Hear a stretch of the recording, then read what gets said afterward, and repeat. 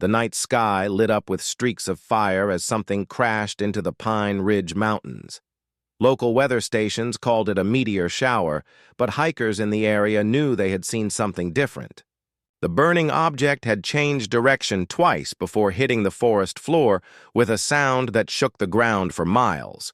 Deep in the woods, among the twisted metal and smoking debris of what was clearly not a natural space rock, lay a figure that would change everything. She was tall, maybe 7 feet, with skin that shimmered like moonlight on water. Strange markings covered her arms and face, but they were dim now, barely glowing like dying fireflies. Her clothes were torn, revealing wounds that bled a silver liquid instead of red. In her arms, she held a small bundle, a tiny being, no bigger than a human baby, but with the same shimmering skin and delicate features. The little one's breathing was shallow, getting weaker with each passing moment. The mother made soft sounds, like a song without words, holding her child close as if her warmth could somehow bring life back to the tiny body. 2 college students hiking the mountain trail heard the crash and followed the sound. When they pushed through the thick bushes and saw her, they froze. The woman looked up at them with eyes that held more pain than any human could imagine. She said something in a language they didn't understand, holding up her child as if asking for help. But fear took over. The students ran, stumbling through the dark forest, their flashlights bouncing wildly as they fled. Within hours, the child stopped breathing. The mother's cries echoed through the empty forest, a sound of pure heartbreak that made the wildlife fall silent. She held the small body long after it grew cold, rocking back and forth, her dim markings flickering like a broken light, trying to stay on. By morning, the military had arrived. Helicopters circled overhead, while soldiers in protective suits approached the crash site. When they found her, she was still holding her child, unmoving except for the tears that rolled down her face. The soldiers spoke in sharp, quick words, treating her like a dangerous object rather than a grieving mother. "Subject appears docile," one soldier reported into his radio. "Non-responsive to commands. Possible shock state." They tried to take the small body from her arms, but she held on tighter, making those same musical sounds that might have been pleading. Finally, they gave up and loaded both mother and child into a metal container, like cargo being shipped somewhere far away. The research facility was cold and white with bright lights that never turned off. Scientists in lab coats poked and prodded her with instruments, talking about her as if she couldn't hear every word. They took samples of her silver blood, measured her height and weight, and wrote notes about her unusual physiological responses. "Intelligence levels appear minimal," one researcher noted. "Subject shows no reaction to basic communication attempts. Possible brain damage from the crash." But she understood every word. She knew they saw her as nothing more than an interesting discovery, a puzzle to solve rather than a person who had lost everything. When they finally took her child's body for testing, something inside her broke completely. She stopped making sounds, stopped responding to anything around her, and just stared at the wall with empty eyes. Days turned into weeks in the small containment room. The walls were bare except for a one-way mirror where researchers watched, her like she was an animal in a zoo. They fed her through a slot in the door, giving her bland nutrition bars and water in plastic cups. The wounds from her crash slowly healed, leaving scars across her shimmering skin, but her spirit remained shattered. Guards walked past her cell making jokes about the broken alien lady. Cleaning staff barely looked at her as they mopped around her feet. To everyone who worked there, she had become part of the furniture. Just another failed experiment taking up space. Some suggested moving her to a different facility or even disposing of her entirely. "What's the point of keeping her?" one guard asked another during shift change. "She just sits there like a statue. Waste of taxpayer money if you ask me." The woman heard these words and many others like them. She understood that to these people she was worthless now that she couldn't provide the answers they wanted. Her royal bloodline, her advanced knowledge of the stars, her centuries of wisdom, none of it mattered because grief had taken her voice away. At night, when the facility grew quiet, she would trace patterns in the air with her finger. Ancient symbols from her home world, prayers for the dead, lullabies she used to sing to her child. Her markings would glow just slightly brighter during these moments, but there was never anyone there to see it. 3 months passed this way. The woman who had once ruled over distant planets now sat forgotten in a government basement, surrounded by people who saw her as nothing more than a broken specimen. She had escaped a war that destroyed her entire civilization, crossed impossible distances to reach what she hoped would be safety, only to lose the most precious thing in the universe, her child. But sometimes, late at night when the hallway, lights dimmed, she would close her eyes and remember her home. Rolling purple fields under twin suns, crystal cities that sang in the wind, and the laughter of her people echoing across the valleys. Those memories were all she had left, and she held on to them like treasures in the darkness of her small, cold room. Nobody knew that she was waiting for someone, anyone, to see her as more than just a failed first contact.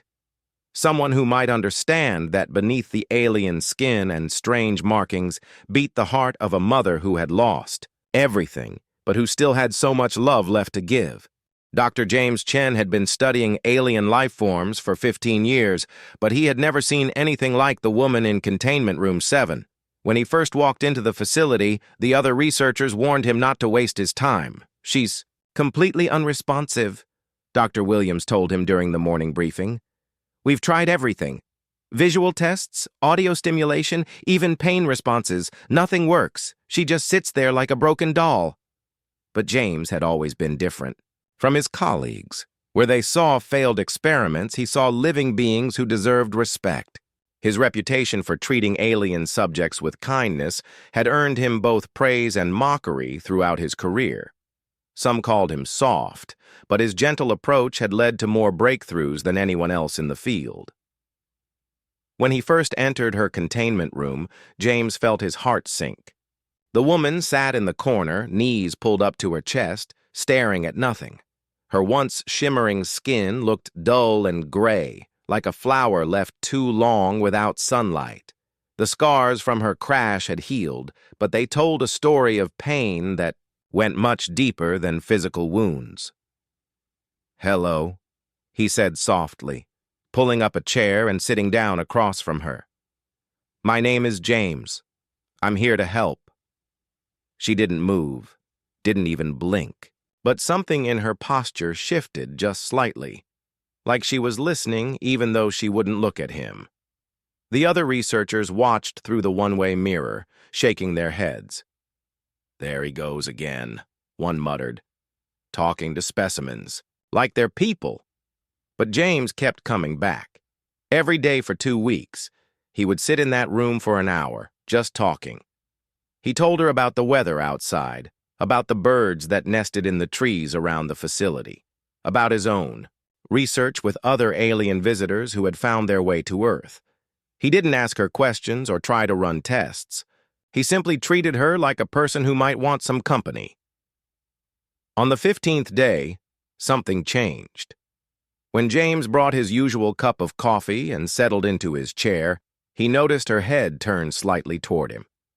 It was the first voluntary movement anyone had seen her make in months. "Good morning," he said with a gentle smile. "The sunrise was beautiful today. I wish you could have seen it."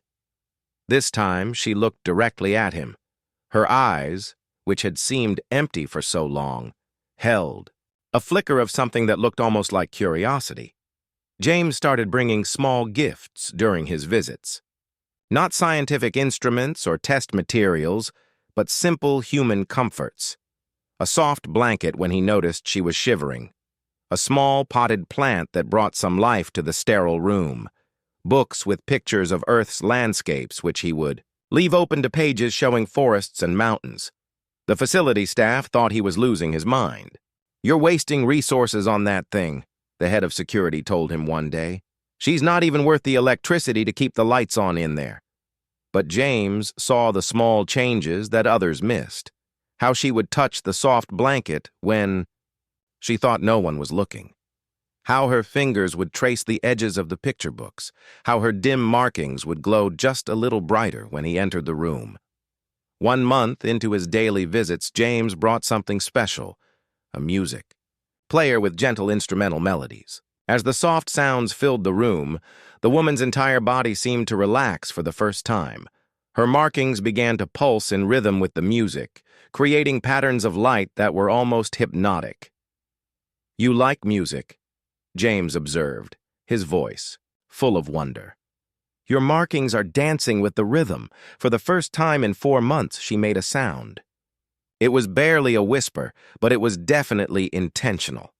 James leaned forward, his heart racing with excitement. "Can you understand me?" he asked gently. The woman looked at him for a long moment, then nodded once. It was such a small gesture, but to James, it felt like the most important breakthrough of his career. From that day forward, their relationship changed completely. The woman began to respond to James's presence in ways that amazed him. She would sit up straighter when he arrived, her markings would brighten, and sometimes she would even attempt to communicate through gestures and soft sounds. James started, bringing better food, fresh fruits and vegetables instead of the facility's bland nutrition bars. He was shocked to discover that she had been barely eating the processed food they had been giving her. But when he offered her an apple, her eyes lit up with something that looked like joy. "They don't know how to take care of you, do they?" he said, watching her eat the fresh fruit with obvious pleasure.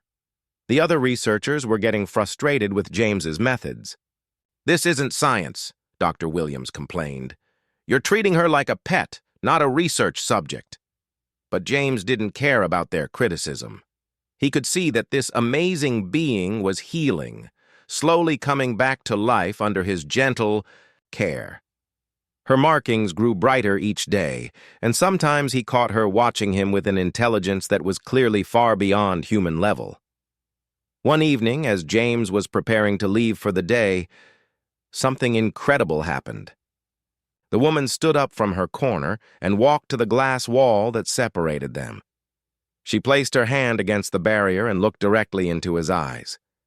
"Thank you," she whispered in perfect English, though her voice was rusty from months of silence. James felt tears spring to his eyes.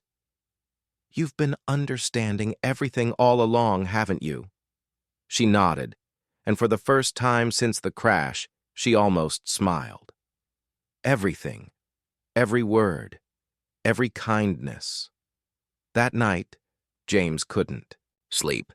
He realized that this woman had been aware of every cruel comment, every dismissive gesture, every moment when the staff had treated her like an object instead of a person.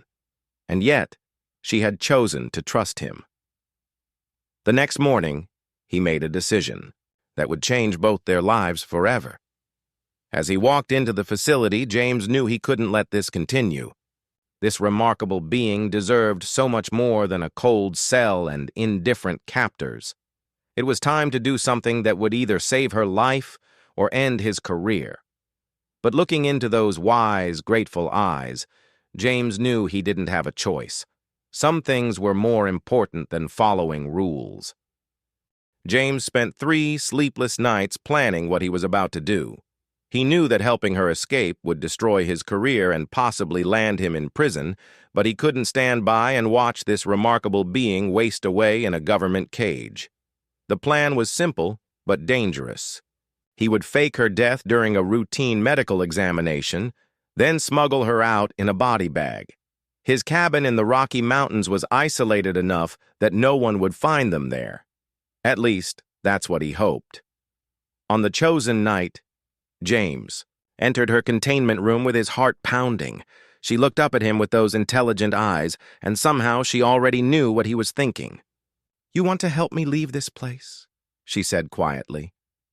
It wasn't a question. Yes, James whispered, but it's going to be risky. If they catch us, we'll both be in serious trouble. She stood up slowly, her markings glowing brighter than he had ever seen them. I would rather die free than live in this cage. The escape went smoother than James had dared to hope. The night security guards barely glanced at the body bag he wheeled out to his car. Within an hour, they were driving through the dark mountain roads toward his remote cabin. She sat in the passenger seat, staring out at the star-filled sky with wonder. So many stars, she breathed. I had forgotten how beautiful they could be. You can see them every night now, James told her. No more walls, no more locked doors. When they reached the cabin, she stepped out of the car and took her first breath of truly free air in over 5 months. Her entire body seemed to come alive, her markings pulsing with colors James had never seen before, deep blues and brilliant, golds that made her look like a living constellation. "This is your home?" she asked, looking at the simple wooden cabin surrounded by tall pine trees. "It's our home now," James said, and meant it. The first few weeks were like watching a flower bloom in fast motion. Away from the sterile facility, surrounded by nature and kindness, she began to heal in ways that amazed James. Her dull gray skin regained its natural shimmer. Her movements became graceful again. Most importantly, she began to smile. She told him her name was Zella, which meant starlight in her language. She had been a leader among her people, responsible for the safety of millions. When war came to her world, she had escaped with the last child of the royal bloodline, hoping to preserve her species' future. Losing that child had broken something deep inside her. "I failed everyone," she said one evening as they sat by the fireplace. "My people, my world, and especially that precious little one." "You didn't fail," James replied firmly. "You survived impossible odds. That takes incredible strength." As the days passed, Zella began sharing knowledge that revolutionized James's understanding of biology and medicine. She showed him how her people used light and energy to heal wounds instantly. She explained cellular regeneration techniques that could cure diseases humans thought were impossible to treat. "Why are you telling me this?" James asked during one of their late-night conversations. "Because you saved me," Zella said simply, "and because knowledge shared is never truly lost." James started publishing research papers based on their discussions, carefully hiding the true source of his breakthroughs. The scientific community was amazed by his sudden insights into cellular biology and energy medicine. Offers poured in from universities and research hospitals around the world, but more important than professional success was what was growing between them. James found himself looking forward to their evening talks more than anything else in his life. Zella would tell him stories about distant planets and impossible creatures, while he shared tales of Earth's history and human nature. One night, while they were stargazing from the cabin's porch, Zella's markings began glowing in a pattern James had never seen before. Soft waves of warm gold light rippled across her skin like water. "What does that mean?"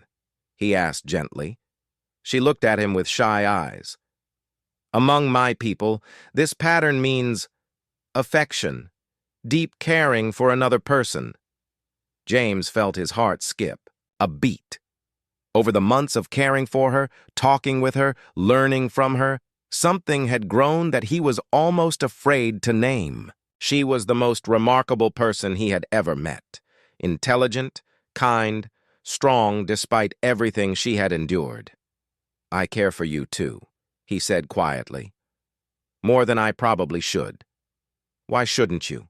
Zella asked, moving closer to him on the porch swing.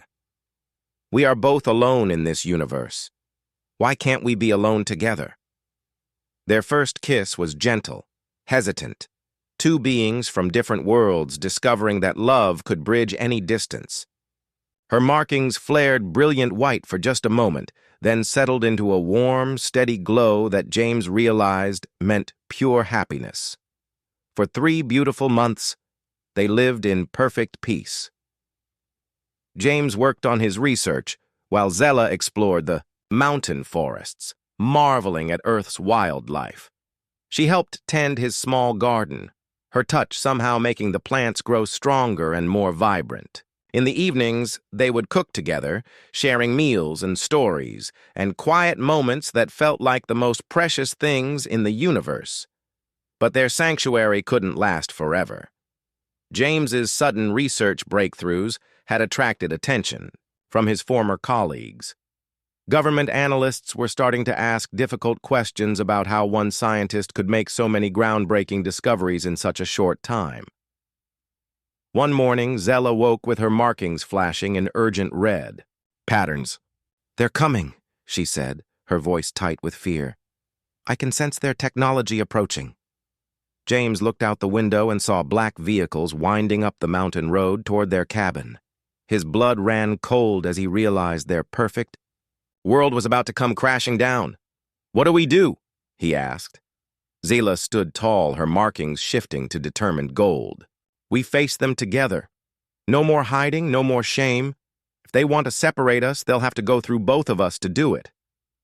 James took her hand, feeling the warm pulse of light beneath her skin. Whatever happened next, at least they would meet it as partners. Their love had given them both the strength to fight for the life they had built together. The vehicles were getting closer. Their time of peace was ending, but their real story was just beginning. The black vehicles surrounded the cabin like a pack of wolves. James counted at least 12 agents in tactical gear, their weapons drawn as they took positions around his peaceful home. Through the window, he could see Dr. Williams stepping. Out of the lead car, his face twisted with anger and betrayal. "James Chen!" Williams called through a megaphone. "You're surrounded! Send out the alien specimen and surrender yourself immediately!" Zella's markings flashed deep red with fury. "Specimen?" she whispered, her voice shaking. "After all this time, that's still what they think I am?" James squeezed her hand. "Not to me.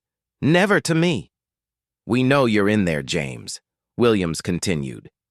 "You've committed treason against your own species. That creature has obviously manipulated your mind somehow. We're here to help you." "Help?" James shouted back through the door. "You people kept her locked in a cage like an animal. She's a person, not a science experiment." Agent Rodriguez, the head of the tactical team, stepped forward. "Dr. Chen, you have 30 seconds to comply, or we're coming in. Don't make this harder than it has to be." James looked at Zella, seeing the fear in her eyes despite her brave front. They both knew there was no way out of this situation. The agents had surrounded them completely, and any attempt to run would end badly. "What do we do?" James asked quietly. Zella straightened her shoulders, her markings shifting to determined gold. "We tell them the truth. All of it." James opened the cabin door slowly, his hands raised. "Don't shoot. We're coming out." As they stepped onto the porch together, gasps echoed from the assembled agents. In the months since her escape, Zella had transformed completely. Her skin glowed with health and vitality, her markings pulsed with vibrant colors, and she carried herself with the dignity of the royal leader she had once been. "My God," one young agent whispered. She's beautiful." Dr. Williams pushed forward, his scientific excitement overriding his anger. "Incredible! Look at the change in her condition.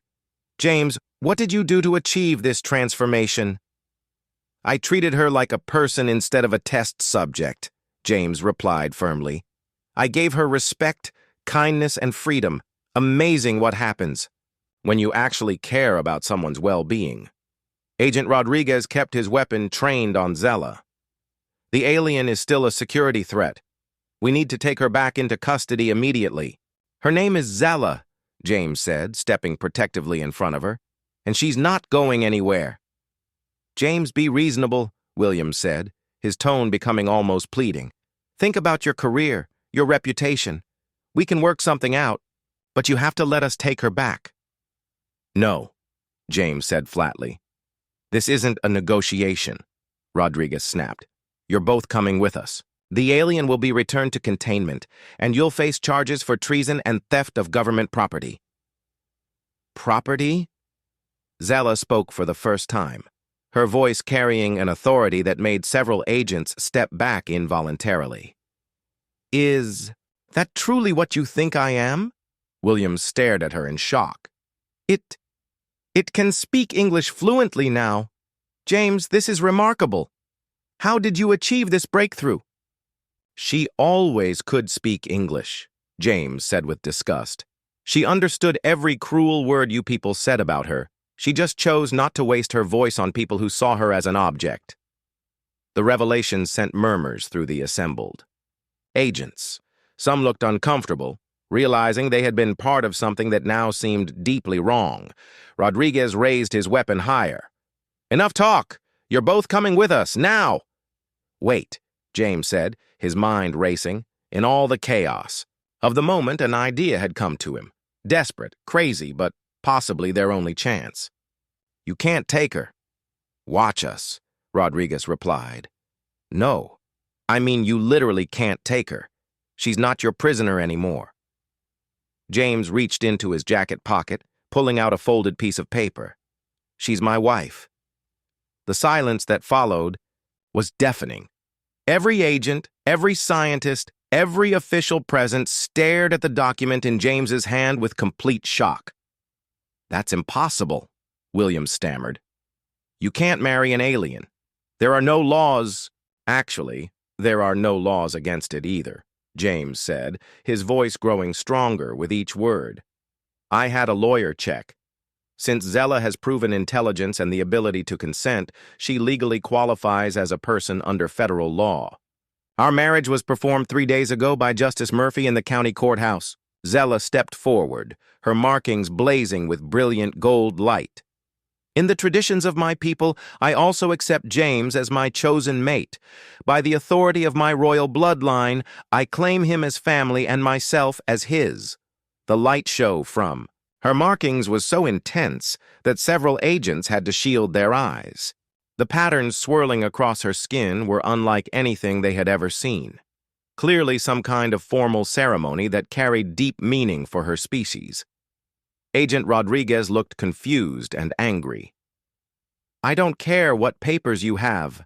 This thing is still government property. This thing, James said, his voice rising with fury, is a refugee who came to our world seeking safety. She lost her child, her people, her entire civilization. And instead of offering help, you people locked her in a cage and treated her like a lab rat. She's a brilliant scientist, James continued, his words coming faster now. She knows healing, techniques that could cure cancer, energy sources that could end our climate crisis, agricultural methods that could feed the world. But you were too busy treating her like an animal to notice. Dr. Williams looked between James and Zella with obvious conflict. James, if what you're saying is true about her knowledge, it is true, Zella said firmly. I offered to share my people's wisdom from the beginning, but wisdom cannot be taken by force. It must be given freely, with trust and respect. One of the younger agents lowered his weapon. Sir, maybe we should reconsider this. If they're legally married... There's nothing to reconsider, Rodriguez barked. Orders are orders. But James could see doubt creeping into the faces around him. These were good people, mostly, who had been told they were serving their country's interests. Now they were seeing the situation from a completely different perspective. Look at her, James said, gesturing to Zella as her markings continued to pulse with warm, loving light. Does she look like a threat to you? Does she look like someone who wants to hurt humanity? She's been living peacefully in these mountains for months, helping me develop treatments that could save millions of lives. She's my partner, my best friend, and yes, my wife, James declared, taking Zella's hand in his. And I won't let anyone treat her like property ever again. The standoff continued, but something had changed in the air. The black and white situation had become complicated, messy, human. And in that complication, James and Zella found their first real hope for freedom. The legal battle that followed became the most watched court case in human history. News crews from around the world camped outside the federal courthouse, while protesters on both sides filled the streets. Some carried signs reading, "Aliens, go home," while others demanded, "Equal rights for all beings." James and Zella found themselves at the center of a global debate about what it meant to be human, what rights sentient beings possessed, and whether love could truly exist between species. Their lawyer, Patricia Wong, had taken the case for free, believing it would shape the future of civil rights. "The prosecution wants to treat Zella as property," Patricia explained during one of their strategy meetings. "But we have proof of her intelligence, her emotions, her capacity for love and grief. She's clearly a person under any reasonable definition." The government's case seemed strong at first. They argued that James had stolen classified materials and endangered national security by harboring a potentially dangerous alien. Prosecutor David Mills painted Zella as a master manipulator who had somehow controlled James's mind. But everything changed when Zella took the witness stand. "Please state your name for the record," Patricia asked gently. "My name is Zella Thara Moonweaver," she replied in perfect English, her voice carrying the musical quality that marked her species. "I am the last surviving member of the Stellar Council of Andromeda 7. A gasp rippled through the packed courtroom. This was the first time most people had heard her speak publicly. "Can you tell us about your journey to Earth?" Patricia continued. Zella's markings dimmed as painful memories surfaced. "My world was dying in a war that had raged for centuries. I was tasked with saving our most precious treasure, a child who carried the genetic heritage of our entire species. I failed in that mission." Her voice broke slightly, and James reached out to squeeze her hand. The gesture was small but powerful, broadcast to millions watching around the world. "When I crashed on your planet, I was broken in every way a person can be broken. I had lost my child, my people, my purpose. Your government scientists saw only a specimen to study, but James saw a grieving mother who needed kindness. The prosecutor, Mills, tried to discredit her testimony. How do we know this isn't all an act? You remained silent for months. Doesn't that suggest deception?" Zella's markings flared with indignation. "I was silent because I saw no reason to speak to people who had already decided I was not worthy of basic respect. Would you speak to captors who discussed cutting you apart for science while you sat in a cage?" The courtroom fell completely silent. Even Mills looked uncomfortable with his own question. "But James was different," Zella continued, her markings shifting to warm gold. "He brought me books, music, kindness. He saw me as a person first, an alien second. Under his care, I remembered what it meant to hope." The trial continued for 3 weeks. Expert witnesses testified about Zella's obvious intelligence and emotional capacity. Recordings of her conversations with James revealed her vast knowledge of science, philosophy, and art. Most damaging to the government's case were the facility's own security tapes, showing months of staff treating her with casual cruelty while she clearly understood every word. Public opinion began to shift dramatically. Social media filled with posts supporting Zella and James. Celebrity supporters organized rallies. Scientists around the world published papers arguing that intelligence, not species, should determine personhood. The breakthrough moment came when Zella demonstrated her people's healing abilities in court. With permission, she placed her glowing hands on a paralyzed veteran in the gallery. Within minutes, the man stood and walked for the first time in 5 years, tears streaming down his face. "This is what I offered to share from the beginning," Zella told the stunned courtroom. "Not weapons or conquest, but healing, the gift of life itself." When the jury returned after only 2 hours of deliberation, their verdict was unanimous. Zella Moonweaver was legally recognized as a sentient being with full civil rights, and her marriage to James Chen was valid under federal law. The courtroom erupted in cheers. James and Zela embraced as cameras flashed around them, her markings blazing so brightly that they illuminated the entire room. But their legal victory was just the beginning of something much bigger. Within months, the Moonweaver Institute for Interspecies Relations was established, with James and Zella as co-directors. Using her advanced knowledge, they developed treatments for previously incurable diseases. Their agricultural techniques helped solve food shortages in developing nations. Their energy research pointed toward solutions for climate change.